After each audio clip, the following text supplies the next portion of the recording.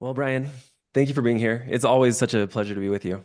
Always a pleasure to be with you both, too.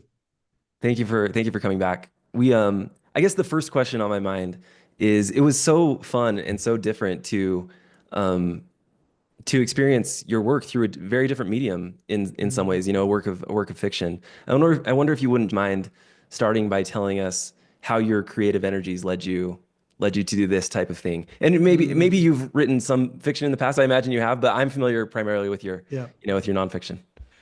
Yeah. Well, that's because you're young. People who are really old will remember. Actually, in 2001, I published a book called A New Kind of Christian that was fiction. Mm. It was very theological fiction, which some people think that would make for bad fiction. But actually, we all know that there's a lot of drama in the world of theology. Yes. And that was a trilogy, A New Kind of Christian, and then a book called The Story We Find Ourselves In, and then The Last Word and The Word After That. So those three books really were how probably my first three pretty popular books. Yeah. Um, but then I've been focused on nonfiction, as you say.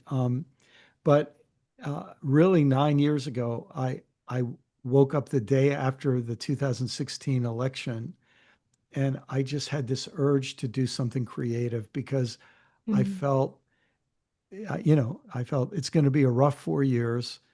And if I only am involved in sort of responding to craziness that's going on politically, I don't like where that will take me. So I just had this urge to do something creative. And I'd had the idea of for a science fiction book that eventually I realized that I wanted to write a trilogy. So that's how it began. And the first two are written. The first one is coming out. In fact, I've been hearing from people that it who pre-ordered it and it's arriving, so people are getting it now. Oh, amazing. Um, and the third one is the most difficult to write, and I'm sort of just maybe a third of the way through it. So it's been so much fun. A lot of it has been for my mental health, and I really hoped it would help Mm. some other people, and they would enjoy Yeah. it. So Yeah, I wondered about that specifically. This, especially coming off, last weekend, there were a lot of protests. It occurred to me that creativity can actually be a form of protest in some ways, and it seems like that's maybe where your energy led you in that particular instance.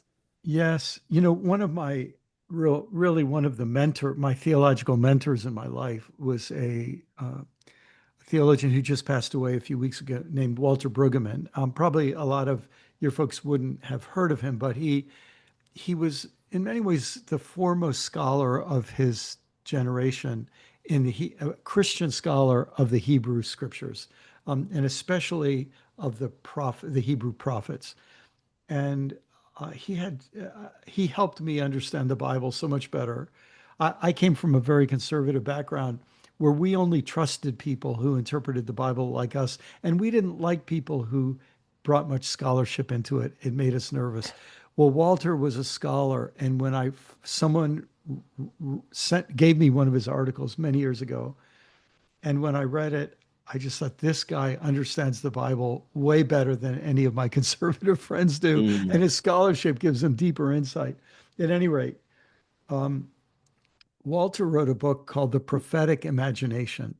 And what he said is in times of crisis, political, spiritual crisis, um, prophets do a couple of things. They tell the bitter, horrible truth about the mess we're in, and they give us a vision of a better way that could Mhm.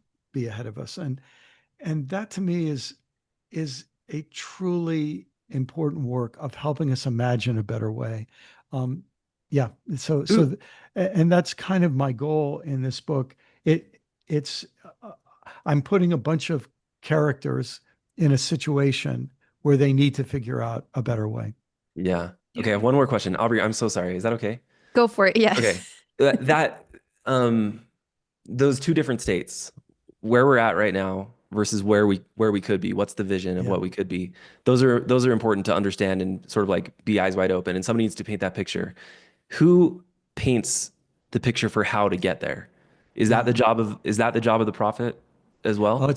it's so interesting. Walter Brueggemann said I'm thinking about this because I just used this quote in an article I wrote a few days ago as kind of a tribute to his life and work. But he said, um,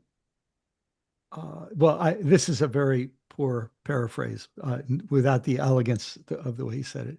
He said, look, you can't do everything you imagine, but until you imagine something, you'll never even try to do it. So nothing happens until it gets imagined. So he said the prophets had no ways and means to get from here to there. They didn't know how it could happen. But, and some people put a lot of like supernatural understanding into this, like, well, God knows everything and God lets them in on secrets. Maybe. Although if I have major problems with that idea because there are a whole lot of other secrets that it would sure help for God to let the world in on, that doesn't seem to happen, like how to get rid of nuclear weapons or whatever, how to have better politics. Um, but uh, I think one way to think of the prophets is that they're just, because of their open heart, because of their open, humble spirit, they're able to face things and say things that most people can't face and won't say. Mm. And once that gets said and people say, oh, something else is possible, then I think the way becomes clear. But it's like until you define the destination or a possible destination, like for example, the prophet Isaiah and a couple of prophets said this, that someday we will beat our swords into plowshares and our spears into pruning hooks, a way of saying we'll stop spending money on weapons and we'll get back to the work of working, caring for the earth and producing food, and we'll get back to actual productive, creative, constructive, non-lethal work. They Mhm. didn't have a way to get there, but the vision has been hanging out there for us. And in a sense, you can imagine a world where nobody had that vision, Mm. where weapons and war are just part of humanity, and you might as well get used to it and like it. Um, yeah, but they give us a vision that a different kind of world is possible. Mm. This is so interesting because I am seeing the way this project and other works of fiction are often that kind of messy middle imagining where we figure out how to get from one point to another, because I think one of the gifts of storytelling is that you can put pressure on particular lines of reasoning and Yes. sort of create a world where you get to isolate the way you're thinking about something and figure out and like really wrestle with it and figure out what's problematic and what isn't. And I think you can, it's kind of a lower stakes way to stretch a little bit and without the urgency of needing to make a real life decision right now. And that was something that was happening throughout this story for me. It was a way to kind of get down to the root of the way I think about some of these biggest questions for our time. So it was so interesting to be engaging that, especially because I think the last book that we talked about with you was the Life After Doom Yes. conversation. And so in some ways, these were tackling a lot of the same issues, but from completely different Yeah. creative spaces. And so it's been such an interesting exercise to revisit those ideas and then think about it in the context of this book. But I feel like before we can get into some of the meat of the biggest questions, I think it'd be helpful to get just a little bit of context about the story itself. Yeah. So do you want to, for people who haven't ordered the book yet, who haven't read it, give us just what we need to know to sort of Okay. set the stage?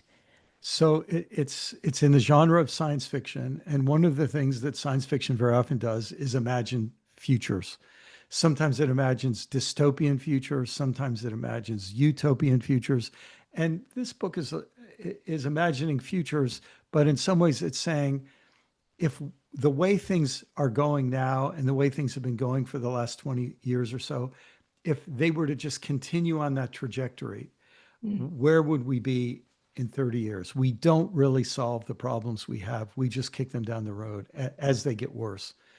Um, if people were living 30 years from now, what would they decide was necessary to try to do in that context?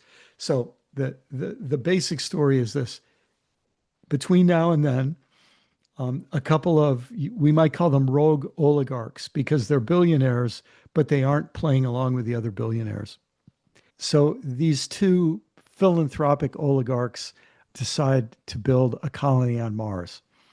And I just need to say, if you do any study on Mars and on space travel, you'll find out it's not a great idea to put a lot of hope on humans surviving on Mars.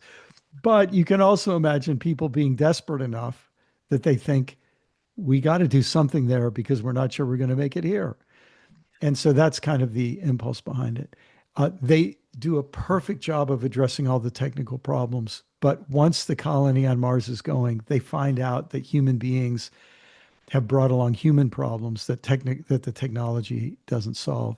And they realize that they have the things, conditions are getting bad enough. They think we can only get one more crew up to Mars. We've got to send different kinds of people instead of engineers. Uh, Mm. uh, we have to send a theologian, ethicist. We have to send poets and musicians. We have to send people who will kind of deal not with humanity's technological problems, but with their spiritual, their basic human problems. So that's the big idea of the book. Yeah. I wonder if, yeah, so one of the core tensions of the book, emerges as this small group is on the voyage, in very close quarters with each other. I can't remember exactly the length of the journey. I assume you did some calculations Yeah, here. Close it to a would take year. about 9 months to get to Yeah, about Mars. 9 months. Yeah. Yeah. And, very confined spaces, several people. And they're very, like you pointed to, uh, in the realms of expertise, very, there's a lot of diversity, but also just in the realms of worldviews generally. And there's this relationship that you write about, between a father and daughter who have these really drastically different worldviews. Like Yeah. one leans very science, one leans very religion. And well, I guess two questions could emerge here. Like, let's talk about dealing with really, really different worldviews in close quarters. Like we all have Hmm. felt this in our own families, I think, and with close friends. And then this fundamental sort of polarity between Yeah. leaning more. I don't know if it's rational. I'm not sure how I'd frame the polarity necessarily, other than the sort of competing tensions of science and religion. But maybe let's start with this general question about how to live with other people that we want to continue to be in relationship with, who when we see things so differently. Yes. Yes. Yeah, well, I guess it's maybe sounds a little sadistic to say that this was fun, but it was fun to sort of sketch out some rip-roaring fights between the Yeah. father and daughter. And I think all of us feel first a tension between the rational and the artistic, let's say, Yeah. or the analytical and the artistic, and a tension between Mhm. folks who turn to technology or and politics and folks who want to pay attention to the heart and the spirit and so on. So these are very basic human tensions. Uh, Partly, I was influenced in making that tension be so central in this first book by the work of someone named Ian McGilchrist, who you may have heard of. And Ian has been researching left brain versus right brain. And there's a long history to theories about this. But the thing I appreciate about him is that he really tries to deal with stuff with with empirical data, with stuff that is not just conjecture. And he makes the case that the left brain is analytical and it's about focused attention, problem solving. But the left brain doesn't get us to ask the question, what are the problems that most need solving? It just, focuses on Mm. whichever practical problem it's dealing with. And then the right brain is more conceptual, more open and curious rather than focused toward closure. And in some ways, that I think is a tension that exists in each of the hemispheres of our brain for each of us as individuals, but it also exists in cultures. And what seems to be happening is the left brain, especially lately, the tech bro, or the billionaire entrepreneur, or even the entertainment mogul who Mm. measures crowds, and it's not so much focused, am I making great art, but as am I getting a lot of page views or a lot of likes or a lot of whatever follows. So yeah, that tension is playing out between this father and daughter, and I think it's a tension all of us feel. And two other tensions that are connected to that are the tension between older generations and younger generations, Mm. and a tension between the stereotypes of masculine and feminine, and that's something that I think is also a pretty big deal Yeah. Yeah. in life and in the book, I hope. One of the most interesting points in that first tension between left brain and right brain, or religion Yeah, and yeah, secular, or just relationships where someone is prioritizing this more secular worldview and another is prioritizing a more a religious worldview. It seems like something that everyone has to face is the way that religion is sometimes co-opted to yes, justify harm, deep harm. And yes. and so that was one of those arguments where it felt like both sides really had something valuable to bring to the table, but it's a complex argument because nobody's all the way right or Yes. wrong. And so I'd love to just hear your thoughts about that. It's one of those places where I feel like the impulse when something goes terribly wrong is to throw the baby out with the bathwater.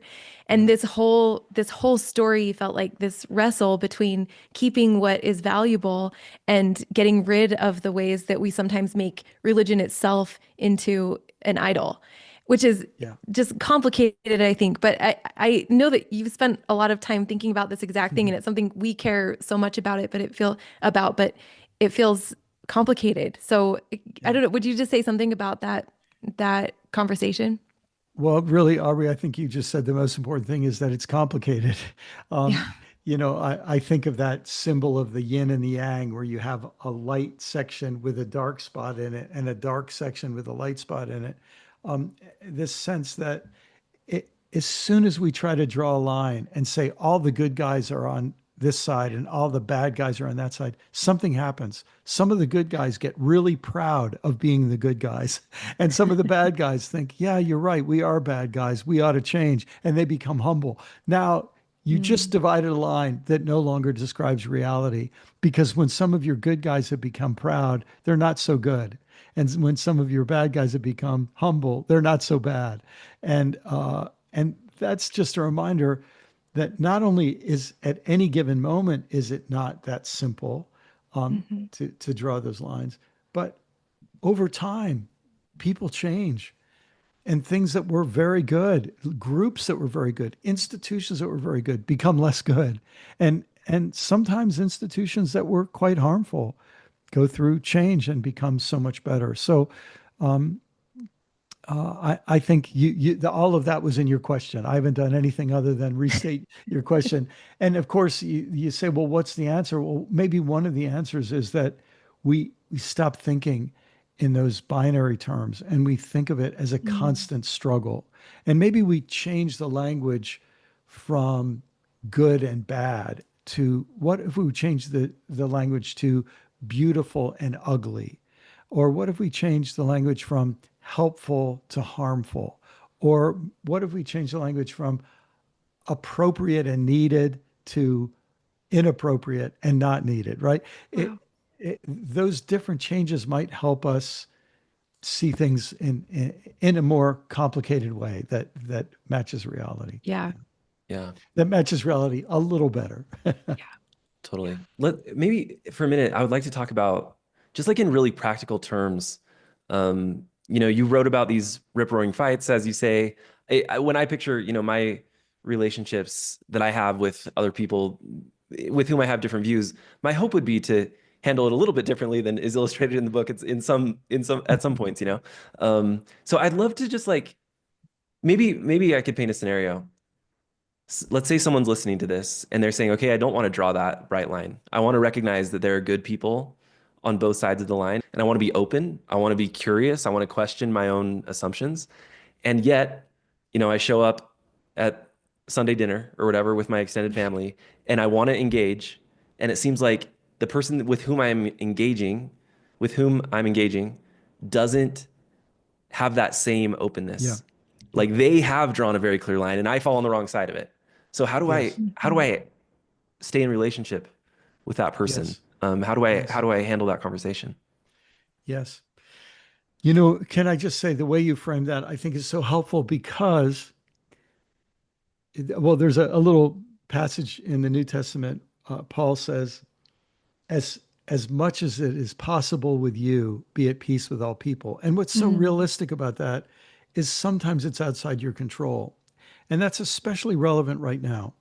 Now, I want to come back to what is within our control in a minute, but a lot of us believe, I think this is true, that we're in an era, not just in America, but in many places in the world, where there is a resurgence of authoritarianism. We've had a period of democratic expansion, but now there seems to be this global regression into authoritarianism.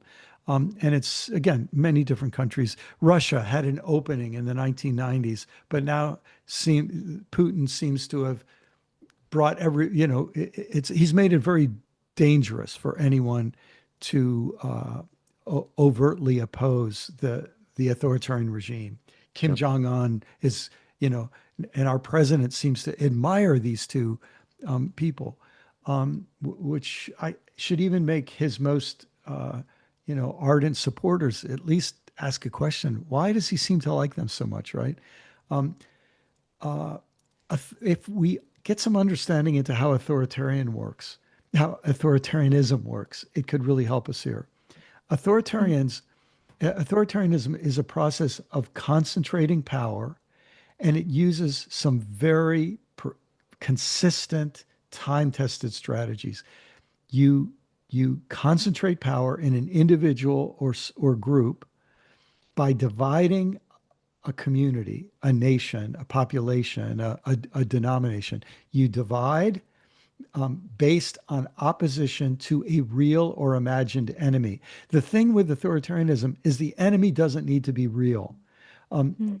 As long as you can make people afraid of the enemy, um, uh, the fear then allows people to unite against an enemy and then divide the society based on whether they join you in uniting against that enemy, right? So it's a strange way of uniting by division. You you unite a smaller us against some other Mhm. them, and then it goes beyond that. It then always involves a distraction or suppression from the truth and a suppression of dissent. But when you understand that there are authoritarian forces working out there, that they're saying anybody who is not with us is of the devil. Anyone who's not with us is a wokist, leftist, traitor. When they do that, and you turn out to be one of the bad people, that their authoritarian leader who they trust and have given the most commitment they've ever given to any individual in their life, or this authoritarian group that they believe in more than anything they've ever believed in their life. When you come along and you do not, where you can be cast as the enemy, for them to have a respectful conversation with you is an act of Mm. disloyalty to the leader. They should only upbraid you. They should only call you scum, or some other, infidel if it's in a religious setting, or apostate or something. But they have to do that or they're betraying the leader. Now, that doesn't let us Mhm. off the hook for trying to, as much as it is possible with us, to be at peace with everyone. But it helps us to understand this person doesn't hate me. This person loves this leader, or this person loves this group, and the group requires them to treat me badly. But it's not Mm. actually personal. Um, and in their experience, it's not hate. For Yeah. me, it's love for this leader or this group that is giving them some superb benefits. Now, if I can accept that, what it does is it helps me lower my expectations, which usually helps, and not take it so personally, which maybe helps a little bit, but it doesn't restore the relationship. We could talk about that, but I'm sorry to ramble on so much about that. But I think that's important. It's proven important for me to lower my expectations and understand how authoritarian systems work. Yeah. Yeah. It felt like this came up a few times throughout the book, that curiosity is sort of the antidote, or Yeah. at least the first step in some sort of reconciliation. And that is challenging to me because I think my impulse is to match the energy. That's maybe just a human fear thing Yeah. that, you just match it equally. And it was, yeah, it's an uncomfortable pause to do the opposite of fear and Yeah. anger and blaming, and be curious and ask genuine questions. But I can see how that opens the door just a crack so that understanding can start moving. It can start moving between you. But I think my question for you is, if you think that in personal relationships, is that also the first step to healing that can go both ways? Because Mm. I think that my real fear is that if I use my whether it's, conversation time, or like, am I sacrificing moments when I could be making what I think is really a really important point? Am I sacrificing that for giving somebody a platform to keep teaching me about these things that I totally disagree with and already know I have feelings of resistance toward? Yes. Like, it feels like I'm giving away my chance to persuade Yes. or convince. And maybe that's never possible anyway, and that's a fear response by itself. But I think in the moment, that's what, like, I don't want to waste a second asking more questions about something I already know I really disagree with. So I would guess I'm asking, like, to convince me that, like, curiosity is still something worthwhile, like worth leaning into. And I Mm. understand we could be talking about some very complicated geopolitical questions. I really mean, like, back to Tim's Sunday dinner table Yeah. conversation in personal relationships. That's still my fear. Yeah. Yeah. Uh, well, first of all, it's a it's a very legitimate fear. And I think you're and you're obviously speaking with a voice of experience here, because if we were to say, oh, curiosity is the solution, like a lot of other things, yeah, maybe sometimes, and sometimes not. So, in my own experience, what I find is that the only thing that's productive is something that takes us out of our talking points. Um, in other words, if we can ask a question that draws us out of the issue as it's being framed by the groups that are trying to divide society in order to gain certain things they want to gain, right? Um, we ask, we have curiosity that takes us away from the talking points. So if I know that, Uncle Jim, who I'm having lunch with this Sunday, um, hates all Mexicans. And anytime people mention immigrants, first he acts as if all immigrants are Mexican and all Mexicans are horrible. Um, uh, if you were to say, I'm really curious, Uncle Jim, you can't stand Mexicans. Um, Tell me how you came to have tell me about some of the Mexicans you knew that gave you this terrible opinion. And, and so that becomes a question that might get Uncle Jim talking. You might be able to ask another question. Have you ever met any nice Mexicans, Um, and it'd be interesting to see what happens there. But without doing gotcha questions at all, you just Yeah. explore a different territory that's a territory of the person's life and the person's life story, rather than the territory of the public talking points. Now, I don't think that solves all the problems. I often tell a story about a neighbor of mine who has since passed away, but um, he hated the U.S. government, and he back then Obama was president. He despised Obama. Now I suspected that a lot of his despising of Obama was related to Obama's race and his race, because he made some racist comments. So I knew there was a good bit of racism in this guy. Um, but one day when he was ranting about Obama and the government, I said to him, uh, man, there must be a story of how you came to hate the US government so much. If you feel like telling it, I'd love to hear that story. And uh, Mm. uh, I'll tell you, Ari, it was like a, a switch flipped.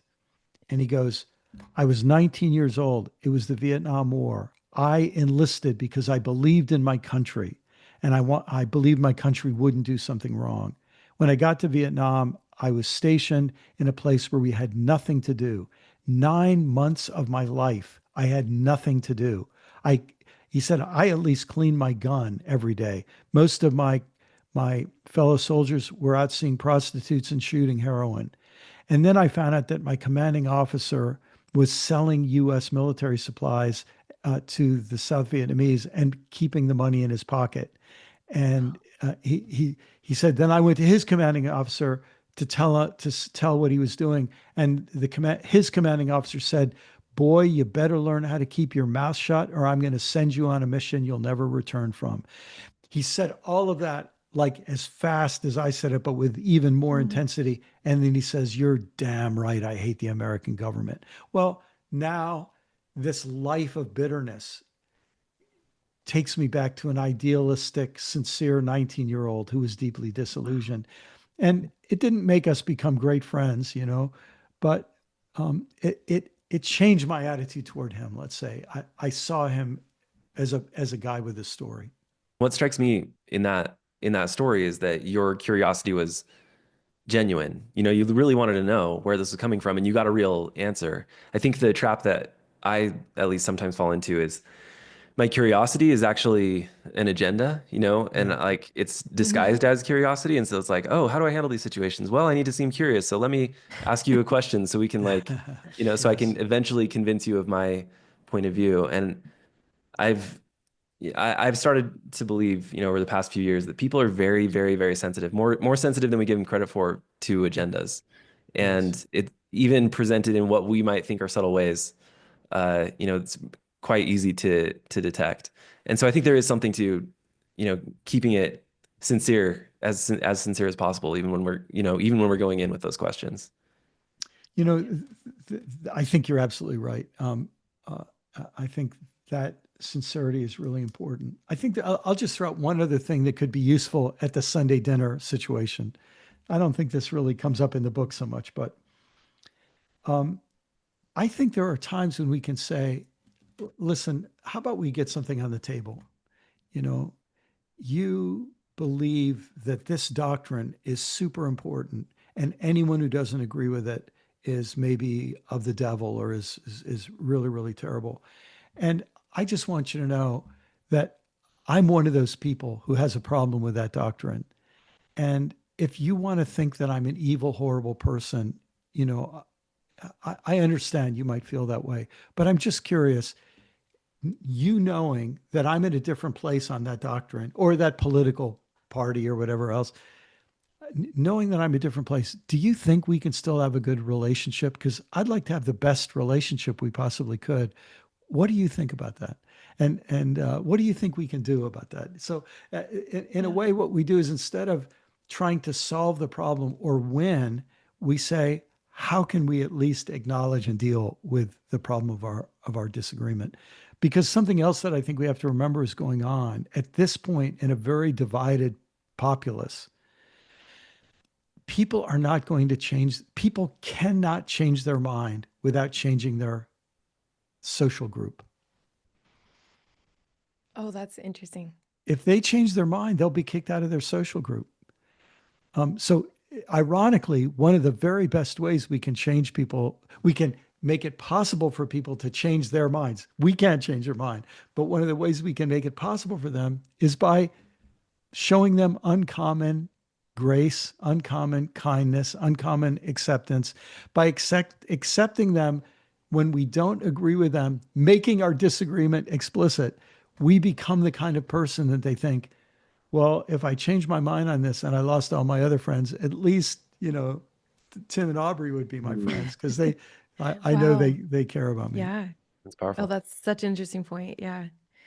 There's another theme that comes up throughout the book a few times actually, that I thought was really interesting and that I've been thinking a lot about, and that's sort of this tension between truth and love, and Mm. you play with a lot of different scenarios where someone is in a situation where they're trying to decide whether it's for the greater good to conceal a truth or to be honest in a relationship or in a Yeah. situation. And every situation is different and every situation has its own consequences. Sometimes it may be a positive consequence for the person they're trying to protect, but there's a cost, like a cost inside of just not being able to be completely authentic. So I'd love to just hear your thoughts about how what truth and love have to do with each other and what they require of each other, you Mm, think? yeah. Well, I'm glad you felt that struggle because I wanted to have that kind of struggle come up in a lot of different relationships because I think it's something that we all are dealing with in a world of increased and interlaced difference. It's not just that the people who think very different from me are across an ocean in another country, they're across the Mhm. table in the restaurant. So, um, how do we deal with this? Um, and then also the keeping of secrets is something we're struggling with because we never know how much the other person actually knows. And it comes back to your point about sincerity. We're always on guard that we're being manipulated or sold something. Mhm. And and so I think our struggle and our challenge, gosh, it's so much easier for me to see this and say it at my advanced age. It was so hard for me to see, when I was much younger, but it's that that person is going to exist whether I approve of them or not. And they're going to think what they think, whether I approve of it or not. And it doesn't cost me anything to acknowledge that reality. And in fact, it doesn't give them more permission to be wrong if I withhold that acceptance of Wow. reality. They're going to think what they think, and I'm not that important in their decision what they think. Let me ask just one more follow-up.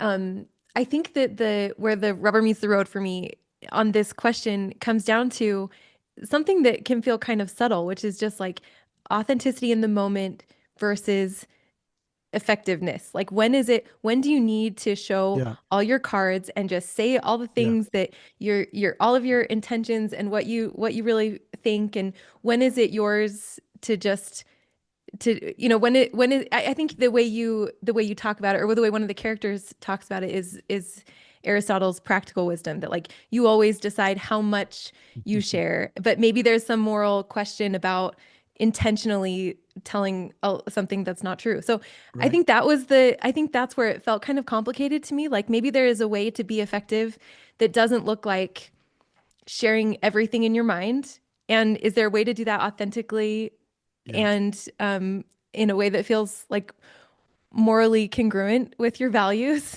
yes, But also that doesn't like sacrifice.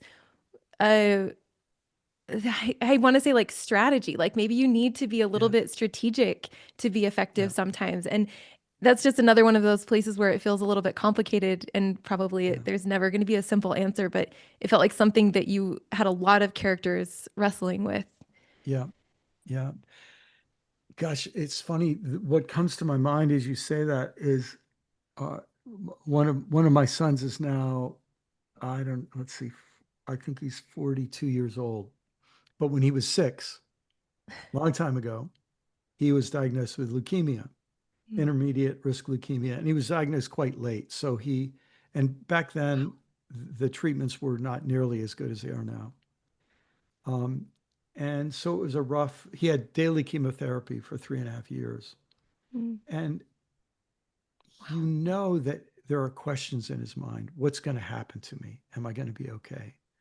And, you know, do you say you have a 60% 5 year survival rate? Now, I don't know how much a 6.5-year-old understands that, right? What do you say? What do you keep from him? What do you try to be Mhm. honest about? And if it's a 6.5-year-old child, the answer is different than if it's a 26-year-old or if it's a 96-year-old.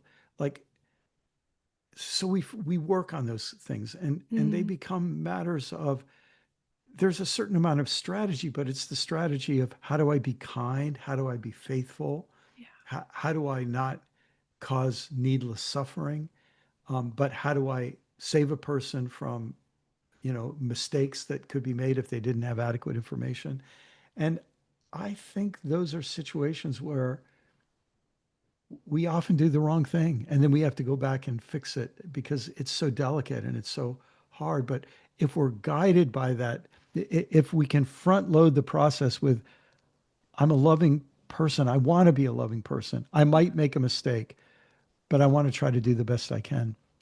I wish I had something more definitive to offer on that, but I think I'm sure that's how you act in these situations. And, and, um, yeah. And, I also, maybe I should add this, uh, in our situation of polarization and difference and division that we're dealing with in today's world, we all know there's a lot at stake. But we also all know that if you push harder, you generally get more resistance. Mm. And there are times I think where we have to make people an offer that they can say yes or no to. So I think of another friend of mine who we disagree so deeply on politics and a number of other things, but we're very dear friends. And he often goes off on a rant to me, and I usually put my hands up, literally like this. I say, "Okay, man, we've been through this before. You don't need to tell me this again. You know, I see this very, very differently. If you're ever interested in how I see things and why I see them that way, just ask. I'll be glad to tell you. But we don't need to go over this again." Well, I'll tell you, he has never asked me in, 15 years of friendship. Never once has he asked me, but we're still friends. Yeah. And I think it's a way for us to keep the relationship. Uh, but it also involves me, kind of like you were saying earlier, Aubrey, it involves me putting up my hands and saying, "Hey, look, we've been over this before." And I might even say to him, I find when you speak that way, it's you're insulting me. It's hurtful to me. And I know you don't mean to be hurtful to me, but let's move on to something else. Yeah. Something like Yeah. that. Yeah. Yeah. So one of the key themes of the book, perhaps very obviously, is sort of the urge to escape, Yeah. when things are going really wrong. Um, and that's literal in the book. I think, none of us today, or very few of us, have the chance to literally, escape the earth and go, Mm. physically to some other planet or some other place. But I think there are various mechanisms that we have at our disposal to escape when we look at the Mm. world and see things that we consider to be going very wrong. One of the most obvious is burying our heads in the sand. Yeah. I've definitely felt the urge, to just stop consuming news or whatever, Yeah. focus on the things that I have going on. And I actually, this isn't a, just leading question. I'm not necessarily, I have friends and family who have expressed the same thing, and I don't judge them for that, like I don't think everybody's in the place all the time to like confront Yeah. difficult realities fully. And so I'm just Yeah. curious. This is since this is such a key theme. I'm just curious how you think about this as it pertains to what we're facing in our realities day to day. Yeah. Yeah. Well, thanks for asking that because I think it's important. Um, Look, some people, their personal lives are so hard. They've got disease, they've got, you know, employment issues, they've got so many problems. Just getting through another day is all they can worry about. We don't need them to be worrying about nuclear war in Iran today. They've got enough on their plate, right?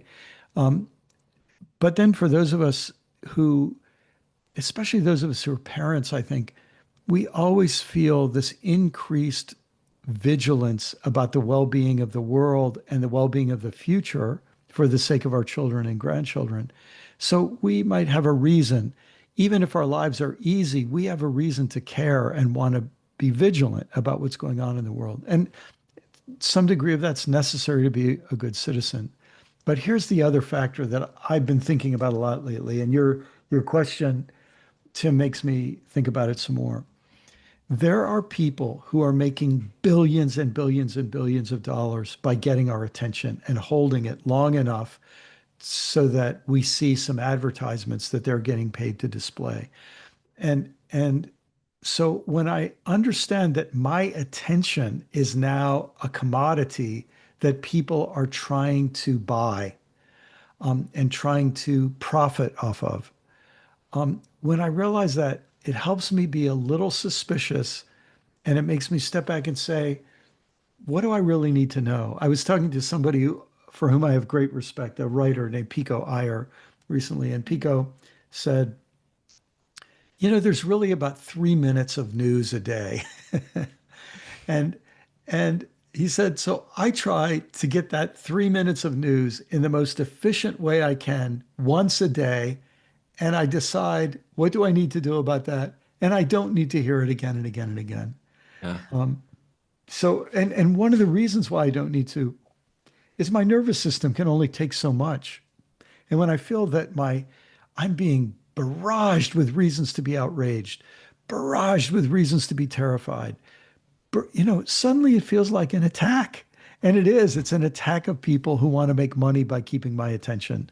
So, so I think we have to be aware of that and respond accordingly. Yeah.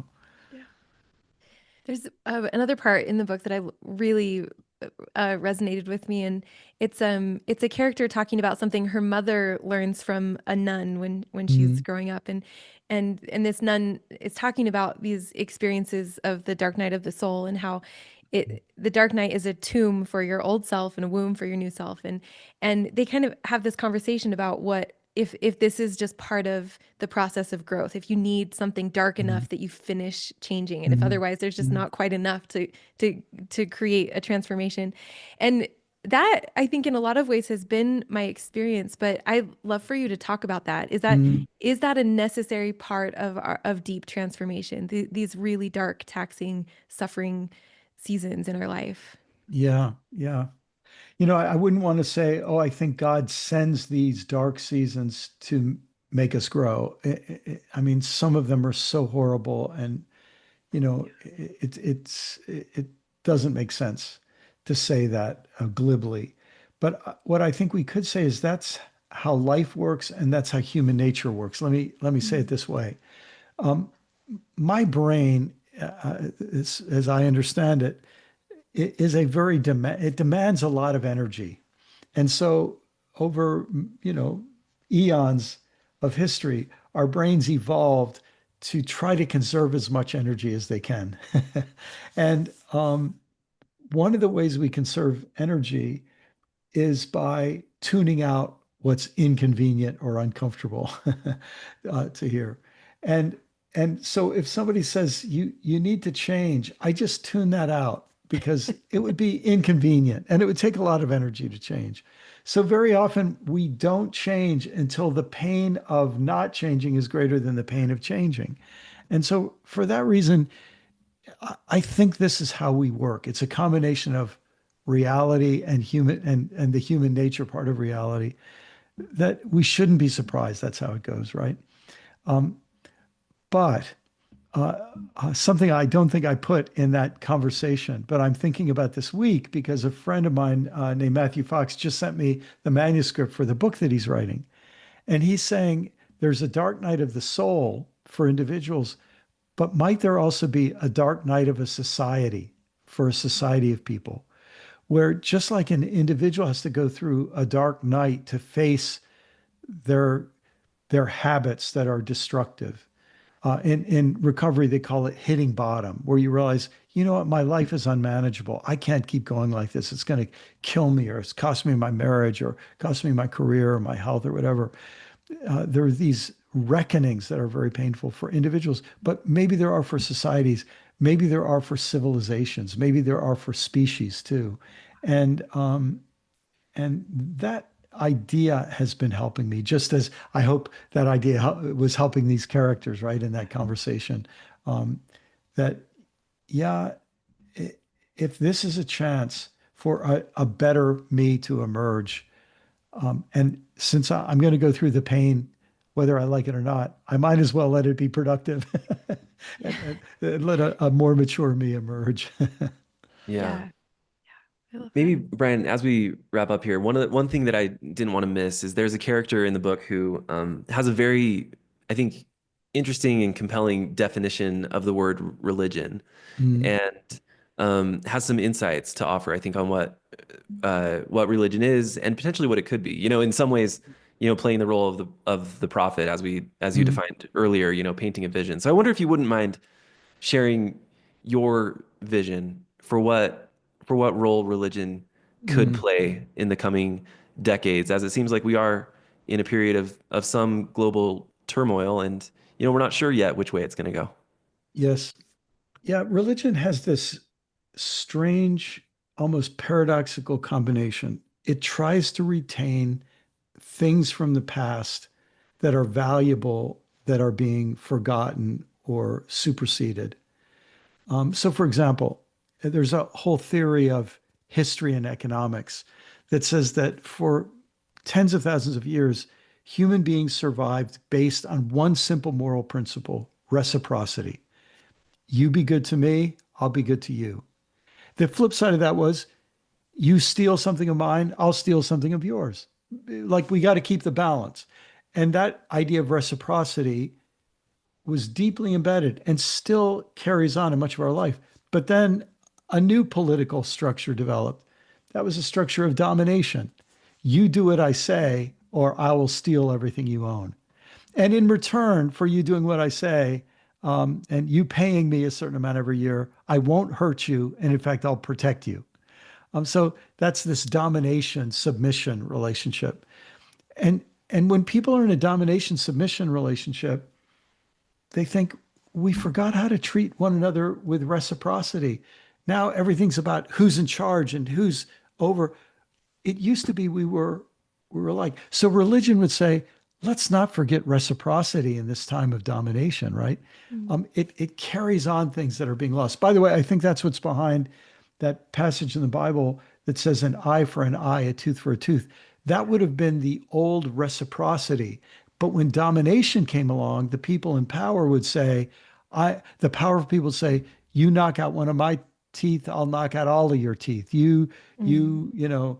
Insult my sister, I'll kill your whole family. It's this dominating response rather than a more justified reciprocal response. Of course, later Jesus comes along and says, "Let's go farther than that. Let's learn to love our enemies and do good to those who persecute us." He says, "Let's move to another strategy now."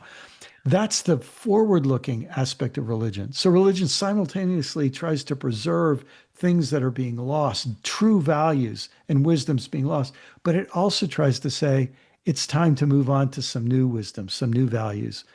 When religion does one without the other, it fails in one way, and sadly, there might be times when religion does neither. It surrenders Mm. both a vision of the future and a memory of the past just to cash in on the present. And so religion can go wrong just the way as we individuals can, but at its best, it's preserving things that need to be preserved and helping us say, what do we need to leave behind to move into the future in a better way? That what that says to me is that there's no such thing as a religion without tension, because the tension between, you could call it tradition and progress, is always going to exist. So it sounds like in order for a religion or any organization probably to be healthy, you're not going to ever be like totally comfortable necessarily. Mm, yes. And in order to be totally comfortable, sometimes what religions do is they say, God told us the way it should be, and we're never wrong. Yeah. And a lot of religions have done that. But when they do that, they solve a problem in the short run and create a problem in the long run. One of our struggles of our religions is they have to decide which is better in the long run. Is it better to be absolute, to be absolutist and incorrigible, meaning we're Mm. right and we cannot be corrected? Or is it better to be humble and corrigible? And I think uh, I think many of our religions are struggling. It's not an easy thing to work through, and the default mode seems to be to try to be absolute. Yeah. Can I ask you for just I mean, this is personal advice, I guess, that I'm asking for, but we surveyed our audience this year, and this was sort of the defining characteristic Mm, of the people who took the survey who are listeners of Faith Matters, that they are showing up and they do value the tradition and cherish mm, this faith tradition, and they are experiencing tension. And it was such a peculiar combination of mm, things that kept coming up, and that it was unique, I think, about this particular group of Latter-day Saints. So I'd love to just hear what you would say, knowing that that's who's listening right now. mm, What do you say to people who are here for it, who are here recognizing they see the tension and they love this tradition and the community? Like what can we actually do as individuals to create something healthy that can be mm. healing for our community, but for the world right now? Yeah. I'd have to come back tomorrow and sleep on that to give you a really good answer. But since I can't do that, I'm going to be on a plane tomorrow. Um, Let me offer something that I hope could be helpful. A little while ago, we talked about not taking it personally when Uncle Jim has to disagree with us. It's not because he hates us, it's because he loves this authority figure who he has given himself to, and he has to be loyal to that person. His whole identity has been hinged on loyalty to that person right now. And I think it can help us if we can depersonalize this too. Um, and we can say, this is a problem in many, many religions. It's not just our religion. This is a bigger problem than for just us. What that allows us to do is then also put it in a historical context and say the people who have leadership in our community will either make the right decision, they'll make there are many different right decisions. There are many different wrong decisions, and there are many indeterminate decisions. And and uh, in the past, people have made some better decisions and some worse decisions. They'll do so in the future, and they'll do so in the present. So what I have to do is depersonalize it and say, which direction are we going to go? And what are we going to do about it? Um, what's kind of interesting, and this might not be encouraging, but Ari, this is the place where I feel it's better for me to be realistic. Yeah. A lot of hierarchies, religious hierarchies, end up making a decision that is the best for the hierarchy, but not the best for the people. And this is a special problem. And I do not know the details about this in the LDS community. But if the hierarchy has a whole lot of money, then they can afford to hurt a lot of people and have a lot of people leave because the money will still be there. And so when I understand that, I'm not saying that to condemn anybody, but we have to understand that this is one of the reasons Jesus said, "You will either love God and hate money, or love money and hate God." And so, the power of money is very, very great in these circumstances. In the mainline Protestant world, from let's say about 2000 to about 2020, I probably knew more leaders of mainline Protestant denominations than most people, right? And they were wonderful people. But I remember at one point, a member of one denomination said to me, "Brian, don't be naive. We're not going to wake up. We're not going to start doing what the world needs us to do. We're going to spend the next 20 years micromanaging our own decline." And Wow. and he wasn't saying it to tell me to give up. He was just saying, "I'm on the inside, and I want to tell you that we are not thinking bigger than just handling our own close at hand problems right now." And and let me just say that when we talked about something being the tomb of the old self and the womb of the new self, wouldn't it be an amazing thing if after whatever happens in the next 10, 20 years, I'll be long gone when this all unfolds. But wouldn't it be interesting if the people who lead the world's religions go through such uh, collapse, such disintegration, such decadence, such humiliation because of their own inability to change and deal with new emerging realities. Wouldn't it be amazing if what came out on the other side was that the head of every religion, the number one job that person had to do was to build relationships with the heads of other religious communities to say, how can we work together for the betterment of the world for everybody? And maybe things have to get bad enough for things to ever get that good, you know? And so what that can allow us to do is not to make it be the end of the world if Mm. this next decision by my religious community is not the one that probably would have been the best as far as we can see. Yeah. Okay.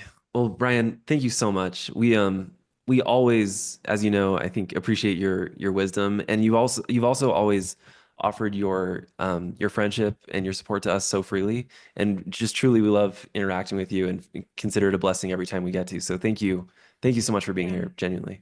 Well, I think you can tell the feeling's mutual. I appreciate your sincerity, your big hearts, your open hearts, and your deep faith. And we're in this together. It's always a pleasure to be with you. Thanks, Thanks, Brian. Brian. All right, thanks so much for listening. We really hope that you enjoyed this conversation with Brian McLaren. You can get his new book, The Last Voyage, on Amazon or wherever books are sold. And if Faith Matters content is resonating with you and you get the chance, we would love for you to rate and review the podcast wherever you listen. We read all of the reviews and we'd love to hear from you. Thanks again for listening.